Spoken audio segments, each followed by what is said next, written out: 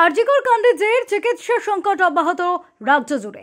বুধবার সকাল 8টা থেকে বিকেল 4টে অবধি ওপিডি এবং আউটডোর বন্ধের ডাক দিয়েছে আন্দোলনকারীদের বিভিন্ন প্ল্যাটফর্ম। এর ব্যাপক প্রভাব পড়তে শুরু করেছে রাজ্য জুড়ে। তারই রেশ পড়তে দেখা গেল জলপাইগুড়ির একটি বেসরকারি হাসপাতালে।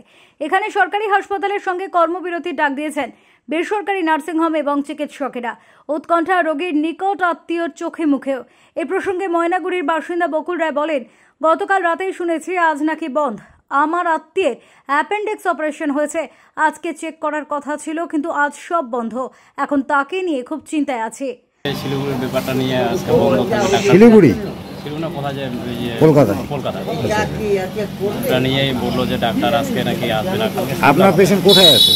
আমার তো আছে মেল হচ্ছে 5-এ আছে। কোন জায়গাটার নাম কি?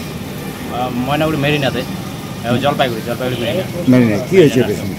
অ্যাপেন্ডিক্স অপারেশন হয়ে গেছে? হ্যাঁ, গতকাল হয়ে গেছে। আজকে আসবে না ডাক্তারবাবু? সেটা তো আমি বলতে পারলাম না, কালকে শুনলাম আমি। জলপাইগুড়ি থেকে উজ্জ্বল হরে রিপোর্ট, ওঙ্কার বাংলা।